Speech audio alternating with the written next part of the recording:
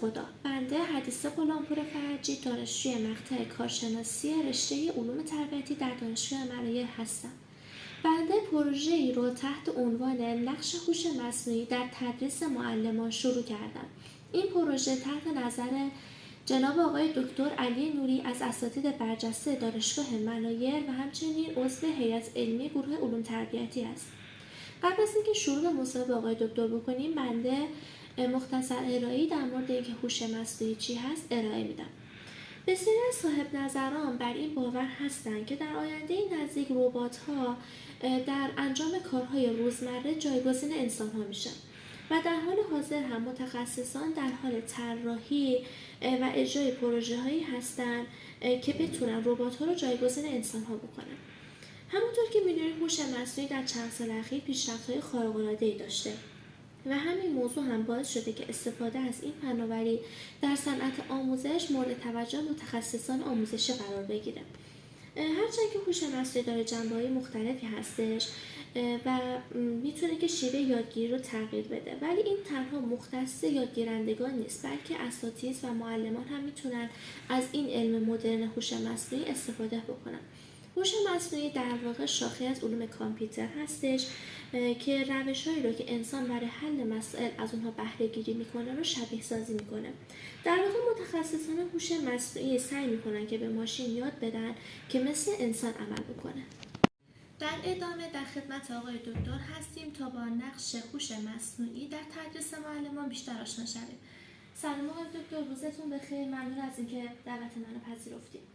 سلام عرض میکنم من خدمت شما و همه عزیزانی که این ویدیو رو مشاهده میکنن. در خدمت شما هستم. خیلی امیدوارم که بحث خوبی داشته باشیم. خیلی ممنون استاد. اگه موفق باشین سوال اول ازتون بپرسم. آیا هوش مصنوعی در آینده جایگزین معلمان میشه و ممکن هستش که ماشین‌های مصنوعی به جای معلم‌ها به دانش آموزان تدریس کنن؟ این سوال واقعیتش اینه که جوابش خیلی ساده نیست. من میتونم بگم که فعلا نه و به نظرم در آینده نزدیک همین اتفاق نخواهد افتاد. شاید بعضی فکر کنن که این آرزو یا شاید این تصور که هوش مصنوعی میتونه یا ماشین میتونه به جای معلم بره تدریس بکنه سوالیه که امروزه یا تصوریه که امروزه ما داریم، در حالی که سابقش خیلی طولانیه. ببینید میتونیم سابقش رو از قرن 19 میلادی پیدا بکنیم، اواخر قرن 19 میلادی، یا مثلا میدونید بعد از اینکه صنعتی شدن اتفاق افتاد، خب ماشین ها به جای انسان ها کار میکردن، کار کشاورزی انجام میدادن و توی کار دیگه مثلا چاپ و امورات دیگه ماشین ها کارهایی رو انجام میدادن که انسان ها قبلا باید با بدنشون انجام میدادن. خب خیلی عجیب بود برای انسان ها همچین اتفاقی. حالا یه عده به این فکر میکردن که ممکنه ماشین ها بتونن به جای انسان هم تدریس بکنن و شروع کردن اتفاقا به یک سری از دانشمندان و پژوهشگران اون زمان ساخت ماشین ها رو شروع کردن. مثلا سال 1866 یه شخصی بود به اسم هرسیون اسکینر، ایشون اومد یه ماشینی ساخت که میخواست نوشتن رو به افراد آموزش بده. بعد خب کار دیگه هم شد، ولی مثلا سال 1913 باز یه نمونه دیگه ماشینی که ما الان میدونیم موجود هست ماشینی بود که هربرت آیکین ساخت. و به همین ترتیب جلوتر که میایم مثلا یکی از ماشین‌های تدریسی که مشهوره ماشینی که سیدنی پرسی ساخت.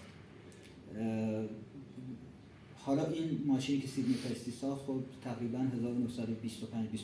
بود، ولی به دنبال این ایدم رشد کرد. یعنی شخصی به اسم آلن تورینگ یه تصوری داشت از اینکه آیا ما میتونیم ماشینایی بسازیم که به جای انسان‌ها مسئله حل کنن یا هوش داشته باشن. همین چیزی که ما الان بهش میگیم هوش مصنوعی در واقع یعنی ماشینی که میخواد مثل انسان ها هوش داشته باشه و هوش هم یعنی توانایی حل مسئله. خب بعد از این تلاش ها ما کارهای مثلا دوباره یک کسی که نقش برجسته داشت این فردریک اسکینر بود. فردریک اسکینر دهه 60 میلادی بود، فکر کنم سال 1950 خورده‌ای بود که اسکینر یه ماشین ساخت، اسمش رو خودش گذاشت تیچینگ ماشین، در ادامه همون کار قبلی. ماشینی که اسکینر ساخت خیلی بیشتر از ماشین‌های تدریس قبلی مورد توجه قرار گرفت، چون اسکینر بر مبنای همون نظریه یادگیری رفتار برای خودش و با استفاده از اصل تقویت یک ماشین تدریس درست کرد که یادگیرنده میتونست به صورت شخصی اون چیزایی که مطالب درسی که به صورت قاب ارائه میشد رو میتونست مطالعه کنه و بعد ازش یک قاب دیگه هم بود که آزمون میگرفت، اگه یادگیرنده جواب میداد میرفت درس بعدی، اگه نه دوباره باید برمیگشت از اول اون مطالب رو مطالعه میکرد و مجددا امتحان میداد. به هر حال این کارهای اسکینر خب خیلی جالب بود و زمینه‌ای شد که بعدها ماشین‌های پیشرفته تری ساخته شدن. ولی وقتی که ما وارد دهه 60 میلادی میشیم، اون وقت کامپیوترها که به وجود میان و از طرف دیگه تحولاتی در درک ما از ماهیت ذهن آدمی اتفاق میفته. رشته‌های زبانشناسی و رشته‌های روانشناسی و علوم محاسباتی اینا تصمیم میگیرن که دانشمندان این حوزه‌ها تصمیم میگیرن که به خاطر اینکه یه درک کاملتری از ماهیت ذهن انسان پیدا بکنن، اینا با هم کار بکنن، با هم فعالیت‌های پژوهشی بین رشته‌ای بکنن و به هر حال انفجاری در حوزه دانش و اطلاعات بشری درباره ذهن اتفاق میفته. به همین خاطر خب این دوره رو میدونید بهش میگن دوره کاگنیتیو ریولوشن، انقلاب شناختی. حالا تو همین دوره کامپیوترها دیگه آروم آروم وارد مدرسه ها میشن و کم کم یه کسایی هستن که میخوان از این کامپیوترها برای بهتر کردن آموزش کمک بگیرن و روش آموزش به کمک کامپیوتر شایع میشه. خب میدونید دیگه الان فرصت خوبی بود که اون ایده جایگزین شدن ماشین ها به جای انسان ها در تدریس به واقعیت نزدیکتر بشه، چون کامپیوترها همچین قابلیتی داشتن. ولی به هر حال این اتفاق هنوز نمیفته تا اینکه ما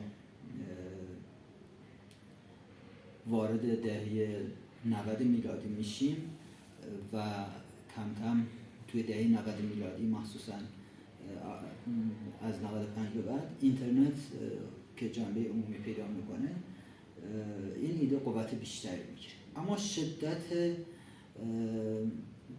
بروز این تصور یا بگیم غلبه این ایده که ماشین میتونه جای انسان ها رو بگیره میتونه با همون دهه اول قرن 20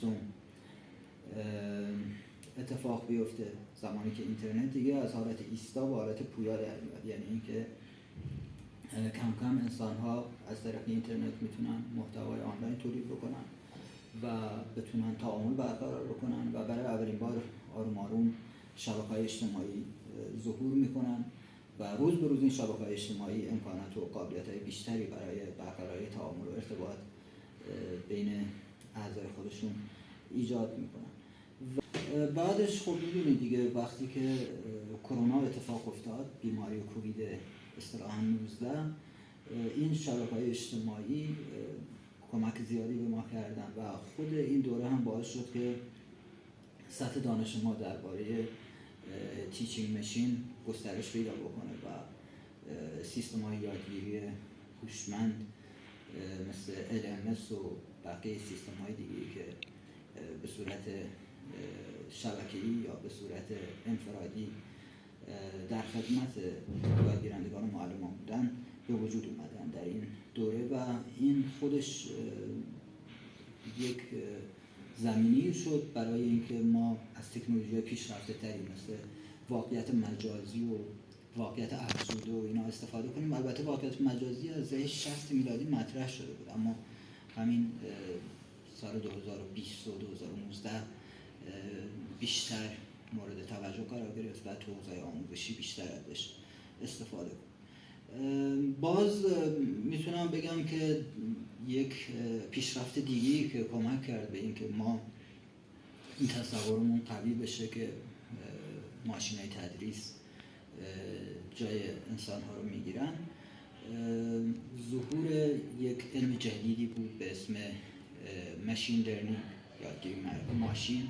خب پیشرفت‌های در حوزه یه شاخه از علوم اعصاب به اسم علوم اعصاب محاسباتی از یک طرف و از طرف دیگه خود همین پیشرفت‌های در حوزه هوش مصنوعی به یک دستاورد قابل ملاحظه‌ای منجر شده بود و ما میتونستیم از یک ابزارهایی با عنوان Artificial Neural Networks، شبکه‌های عصبی مصنوعی استفاده بکنیم برای تولید برنامه‌ها، برای ساخت ابزارها و اینها بخشی از همون ماشین لرنینگ شدن که به صورت گسترده‌ای در دوران کرونا از این قابلیت‌های شبکه‌های عصبی مصنوعی برای ساخت مدل‌هایی برای تدریس یا تدریس هوشمند استفاده شد. همین سال 2021-22 بود که یک اتفاق خیلی شگفت‌انگیز دیگه اتفاق افتاد و اونم ظهور چت جی پی تی بود.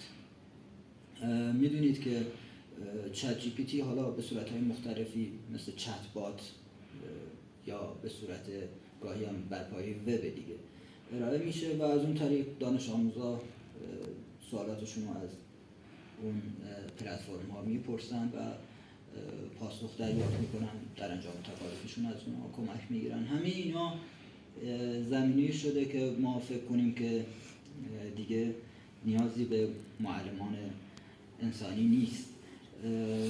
البته فقط چت جی پی تی نیست، ابزار پیشرفته تری مثل پرپلکسیتی یا فلکس کلیپ و اخیراً جمینی هم میدونید که مورد توجه قرار گرفته و اینا همشون به دانش آموزا کمک میکنن که بهتر یاد بگیرن و در انجام تکالیفشون از اونها کمک بگیرن. علاوه بر این پیشرفت‌های در حوزه هوش مصنوعی، پیشرفت‌های در حوزه رباتیک اتفاق افتاده. چند سالی ما یک سری ربات‌ها داریم که بهشون میگن ربات تیچرز، ربات معلم‌ها، که این ربات معلم‌ها به یک سری امکاناتی مجهز هستن که میتونن به دانش آموزا یک سری مهارت‌ها و یک سری مفاهیم رو آموزش بدن. مثلا یه رباتی هست به اسم سنپای که این ربات میخواد مهارت‌های اجتماعی و هیجانی رو به دانش آموزا آموزش بده. این ربات خب مجهز به یک مجموعی از اطلاعات قوی، کتاب‌هایی که یاد گرفته و با بچه‌ها بازی میکنه، میتونه بهشون یاد بده چطوری از طریق مدیتیشن خودشون رو آروم کنن. کتاب براشون میخونه و مثلا ازشون میخواد، از بچه‌ها سوال میپرسه، مثلا ازشون سوال میپرسه که معنی واژه‌های مختلف چی میشه. همه اینا رو در واقع این ربات انجام میده و تا حدودی میتونه نقشه اینو انجام بده که مهارت‌های اجتماعی که یکی از جنبه‌های خیلی مهم رشد هستش به کودکان آموزش بده. به هر حال من خودم فکر میکنم سال 2024 سال ربات‌ها خواهد بود و به نظرم پیشرفت‌های در حوزه ربات معلم‌ها هم اتفاق خواهد افتاد و ما ربات‌های پیشرفته‌تری خواهیم داشت. دلیل اصلیش هم اینه که در ساخت ربات‌ها امروزه دیگه از نظریه یادگیری سازنده‌گرایی و ارتباطی استفاده میشه و بنابراین ربات‌هایی ساخته میشن که اون جنبه‌های تعاملی و ارتباطی رو که محدودیت‌های اصلی ربات‌های سنتی هست نداشته باشن وقتی که در چارچوب این نظریه‌ها اینا طراحی میشه.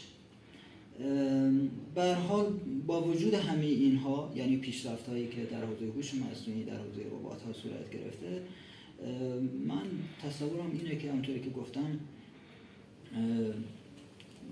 هوش مصنوعی و ماشین اصطلاحاً نمیتونه جای معلم‌ها رو بگیره و در آینده نزدیک هم این اتفاق نخواهد افتاد.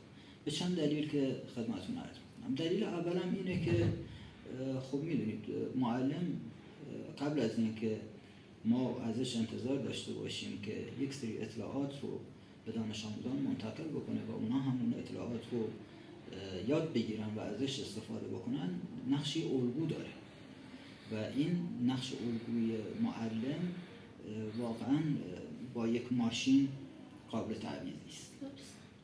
دلیل دوم اینه که ما نباید تصور کنیم که کار معلم فقط انتقال اطلاعات و توزیع مطالب درسی هست.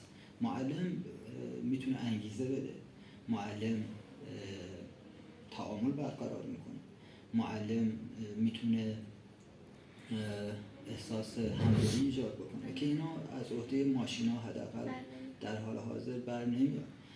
از طرف دیگه میدونید شغلایی مثل معلمی طبق تحقیقاتی که انجام شده در معرض خطر اتوماسیون شدن نیستن. یعنی شغلایی مثل معلمی نیاز به خلاقیت دارن، نیاز دارن به اینکه تعامل اجتماعی برقرار بشه. مثلا شما حساب بکنید یه معلم میره سر کلاس، ممکنه یه سوالی از دانش آموزی بپرسه، دانش آموز جواب سوال رو اشتباه بده. حالا معلم ممکنه نخواد جواب اون سوالش رو اصلاح کنه، ممکنه بخواد اصلا در مورد این صحبت بکنه که چرا دانش آموزها در پاسخ دادن به سوالات اشتباه میکنن. خب این نیازمند خلاقیته، مثل یک فعالیت هنریه و همین خاطر میگن تدریس هنره و هنرها فکر کنم آخرین منابع دانش بشری خواهند بود که تحت تاثیر این پیشرفت‌های هوش مصنوعی قرار خواهند گرفت. علاوه بر همه اینایی که گفتم، این فقط من تنها نیستم که همچین تصوری دارم. به نظرم تا جایی که من مطالعه کردم اغلب دانشمندانی که تو حوزه هوش مصنوعی و آموزش کار میکنن این تصور رو دارن که با وجود پیشرفت‌های شدید و گسترده‌ای که در حوزه دانش هوش مصنوعی اتفاق میفته، ما نمیتونیم به این فکر کنیم که معلم‌ها جایگزین میشن با ماشین‌ها. بالاخره ربات‌ها میتونن یادگیری رو تسهیل بکنن، اما نمیتونن آدم تربیت کنن و میدونید که تربیت قبل از اینکه ما اونو یک شیوهی برای تغییر دادن افراد تصور بکنیم، نحوه تغییر و جهت تغییر رو هم مشخص میکنیم که اینو انسان ها مشخص میکنن که چه تغییری خوب اتفاق بیفته، چه تغییری بد اتفاق بیفته، چرایی تغییر یک بحث، چگونگی تغییر یک بحث. هوش مصنوعی ممکنه به ما کمک بکنه که چگونه اون تغییرات رو ایجاد بکنیم، اما اینکه چرا و چه تغییراتی باید در رفتار و ذهن یادگیرندگان ما اتفاق بیفته هنوز در حیطه اختیارات یک معلم میتونه باقی بمونه و کار پیچیده‌ای هست که از عهده ماشینا برنمیاد. درسته. خیلی ممنون استاد. پس ما به این نتیجه میرسیم که هوش مصنوعی علیرغم همه پیشرفت‌ها و کاربردهایی که داره نمیتونه جایگزین معلم بشه و اینکه معلم‌ها هم همچنان نقش اصلی و الگوی خودشون رو توی آموزش دانش آموزان و تعلیم و تربیت اونها دارن.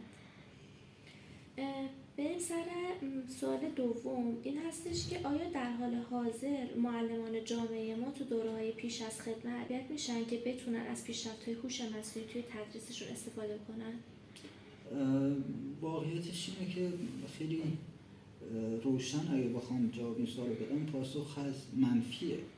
یعنی نه دیگه، چون شما خودتون الان دانشجوی علوم تربیتی هستید و برنامه‌های تربیت معلم هم شبیه همین علوم تربیتیه. شما متوجه هستید که شما درسی به اسم هوش مصنوعی اصلا توی برنامه درسیتون ندارید. یعنی یک حوزه پوچ هست، برنامه درسی پوچه که اصلا به عنوان یک درس تعریف نشده. حالا تو دوره آموزش ضمن خدمت هم همینطوره. مثلا یه چند سال پیش من یادم یک سری آموزشگرایش برنامه‌هایی برای اینکه معلمان رو با هوش مصنوعی تو دوره آموزش ضمن خدمت آشنا بکنه داشتم، ولی به هر حال متاسفانه کیفیت دوره آموزش ضمن خدمت اصلا پایینه و مشکلات خاص خودشون دارن. حتی اگه این دوره ها تعریف هم بشه، باز به خاطر اینکه دوره ها به خوبی ارائه نمیشه و نظارت و ارزیابی نمیشه، نمیتونه اثر بخش باشه. پس به زبان ساده میتونیم بگیم نه، متاسفانه توی دورای آموزش معلم چه پیش از خدمتشون و چه حین خدمتشون ما هنوز تلاشی برای گنجاندن یا تلفیق هوش مصنوعی در آموزش معلمی نداریم و این خودش میتونه یه مسئله اساسی باشه. حالا یه بخشیش برمیگرده به اینکه چرا این اتفاق داره میفته، برمیگرده به اینکه خب کسانی که درگیر امر آموزش معلم ها هستن مثل دانشگاه فرهنگیان و از این طرف وزارت آموزش و پرورش و حتی این وقتی میگیم معلم ها منظورمون همه معلم هاست، اساتید دانشگاه هم شامل میشه. ما حتی در حوزه آموزش عالی هم اساتید زیادی داریم که اصلا نمیتونن از هوش مصنوعی در تدریسشون استفاده بکنن و چه بسا اصلا شناختی درباره این موضوع ندارن و همون شیوهی که قبلا تدریس میکردن میرن سر کلاس. خب پس بنابراین ما توی این زمینه واقعا ضعیف هستیم. حالا اگه در سطح جهانی به این مسئله نگاه بشه، باز همچین مشکلی در سطح جهانی هم وجود داره. میدونید چون تغییرات هوش مصنوعی خیلی سریع بوده ظرف این چند سال و هماهنگ کردن و بروز کردن برنامه‌های آموزشی هم با این تغییرات خب خیلی سخته. چون شما تا بخوای یه برنامه‌ای رو تغییر بدی، مثلا بخوای فرض کنید که ما الان تصمیم بگیریم چت جی پی تی رو جزء سرفصل‌های آموزش معلم‌ها بکنیم، خب خیلی سریع تکنولوژی‌های جدیدتری میاد که جایگزین نمیشه ولی چیز میشه، در واقع اضافه میشه در و اونها هم قابلیت استفاده پیدا میکنن و خب این یه مقداری سخته بروز شدن و هماهنگ شدن با این تغییرات. اما یه بخشیش هم برمیگرده به اینکه تحقیقات نشون میده معلم‌ها دوست دارن هوش مصنوعی رو، خیلی مشتاقن هوش مصنوعی رو استفاده بکنن در تدریسشون، ولی میترسن از تغییر، میترسن. همه ما از تغییر میترسیم، همه ما دوست نداریم از یه حالتی به حالت دیگه بشیم. ما حتی صبح که میخوایم بریم سر کار یه تغییر کوچیکیه دیگه، ولی از محیط خونه که میخوایم بریم محیط کار یه جوریه دیگه، چون تغییر کلاً ترسناکه. حالا یه تغییر خیلی بزرگی ما از معلم انتظار داریم که قرار راهبرد و روشش رو تغییر بده، خب براش سخته، این استرس‌زاست. پس بنابراین ما نیاز به این داریم که کمکشون کنیم در این تغییر، همراهشون باشیم و بهشون بگیم که این تغییر ما در کنار شما به کمک خودتون و با همکاری کسایی که در این زمینه تخصص دارن شما رو میخوایم از همون مفهوم منطقه تخریبی رشد ویگوتسکی استفاده کنیم که میگه که سکوسازی یا داربست درست کنیم برای معلم‌ها که بدونن که حمایت میشن، پشتیبانی میشن و در این فرآیند تغییر پس بنابراین دچار استرس کمتری بشن. در هر صورت همراه کردن معلم‌ها با جریان تغییر خودش یک کار بزرگی میخواد. یعنی منطق این که چرا باید تغییر بکنن بهشون اول گفته بشه، بعد به دنبال اون درباره این که چه شیوه‌ها و چه راه‌هایی برای تغییر دادن این نوع فعالیت حرفی معلم‌ها از این شیوه‌های موجود به شیوه‌هایی که مبتنی بر فناوری‌های جدید باشه خیلی مهمه. حرف شما چنین برداشت می‌کنیم که اول اینکه هوش مصنوعی در آموزش‌های ضمن خدمت یا قبل از خدمت معلم اصلا به عنوان یک درس تعریف نشده و همین که عزم و اراده جدی برای آشنایی معلم‌ها با این دوره‌های نوین صورت نگرفته. بله همینطوره. سوال بعدی ما این هستش که حالا اگه یک معلم خودش علاقه‌مند و مشتاق باشه تا در تدریسش از این دستاوردهای هوش مصنوعی استفاده بکنه چه کار باید بکنه؟ این سوال خوبیه و خیلی از معلم‌ها واقعا مشتاقن که هوش مصنوعی رو در تدریسشون تلفیق بکنن و خیلی هم کارو انجام دادن یا انجام میدن. اینکه من در صحبت قبلی گفتم که تو دوره آموزشیشون به صورت رسمی نیست، وگرنه خیلی از معلم‌ها به صورت غیر رسمی و به شکل شخصی خودشون تلاشی کردن و آشنا شدن با این کاربرد هوش مصنوعی و در کلاس درسشون هم ممکنه استفاده بکنن. خب ببین، اگه یه معلمی واقعا قصدش اینه که شروع بکنه و بخواد هوش مصنوعی رو یاد بگیره و در کلاس درسش ازش استفاده بکنه، اولین قدم اینه که متوجه بشه که هوش مصنوعی قرار کمکش بکنه، قرار دستیارش بشه. همینطوری که توی پاسخ سوال اولتون اشاره کردم، هوش مصنوعی قرار نیست جایگزین معلم بشه. هوش مصنوعی به عنوان دستیار میتونه در خدمت معلم باشه و خب میتونه معلم با استفاده از هوش مصنوعی تجربه‌های لذت بخشتر و جذابتری برای دانش آموزاش ارائه کنه. میتونه مثلا حتی از هوش مصنوعی بخواد کمکش کنه که براش برنامه‌ریزی درسی بکنه. میتونه ازش بخواد کمکش کنه که براش سوال طرح بکنه، سوال در بیاره و میتونه حتی تو نمره‌گذاری سوالات بچه‌ها بهش کمک بکنه. توی بازخورد دادن به بچه‌ها میتونه هوش مصنوعی به معلم کمک بکنه. همه اینا خب انگیزه‌های قوی هستن که معلم بخواد تشویق بشه، تحریک بشه که در این زمینه سواد کسب بکنه. به نظر من راه‌های زیادی برای کسب این سواد هست. این دوره‌ها هست که بهشون میگن موکس، Massive Online Open Courses، دوره‌های آنلاین باز گسترده. خب این دوره‌ها برای یادگیری دانش‌های مختلفی هستن، برای یادگیری هوش مصنوعی هم هستن. حالا به راحتی میشه توی اینترنت سرچ کرد مثلا و این دوره‌ها رو پیدا کرد. البته این دوره‌ها به زبان انگلیسی هستن، به ندرت این دوره‌ها به زبان فارسی هستن، ولی خب به نظر من معلم‌ها یکی از دوره‌هایی که حتما باید یاد بگیرن، دانش‌هایی که ضروریه یاد بگیرن، یه دانشیه که اصطلاحاً بهش میگن پرامپت انجینیرینگ یا مهندسی درخواست. مهندسی پرسش هم ترجمه شده. مهندسی درخواست در واقع مهندسی نیست، ولی به ما یاد میده یه سری مهارت‌ها رو داشته باشیم، تمرین بکنیم که چگونه سوالاتمون یا درخواستامون رو از هوش مصنوعی بپرسیم که بتونه برای ما اون برنامه مد نظرمون، اون ابزار یا اون وسیله‌ای که می‌خوایم ازش استفاده کنیم و تولید بکنیم. پس پرامپت انجینیرینگ به نظر من این میتونه کمک کننده باشه. حالا خود پرامپت انجینیرینگ رو میشه باز دوره‌هاشو از طریق همین دوره‌های موک کردم طی کرد، یا اینکه میدونی دیگه الان شبکه‌های اجتماعی، کانال‌های تلگرامی و پلتفرم‌های مختلفی هستن که اکثرا هم به صورت چت باتن یا مبتنی بر وبن و آموزش میدن. اگه معلمی واقعا علاقه‌مند داشته باشه میتونه توی گوگل سرچ بکنه، همین پرامپت انجینیرینگ رو چک کنه و ببینه که چه دوره‌ای در این سطح برگزار میشه. سایت‌هایی هستن، مقاله‌هایی هستن که اینا رو معرفی میکنن، میتونه از اونا یاد بگیره و استفاده بکنه. و یه کار دیگه هم که معلم‌ها میتونن بکنن اینه که اون همون چیزایی که درباره هوش مصنوعی یاد میگیرن اونا رو هم بیان به کار بگیرن و ازش استفاده بکنن.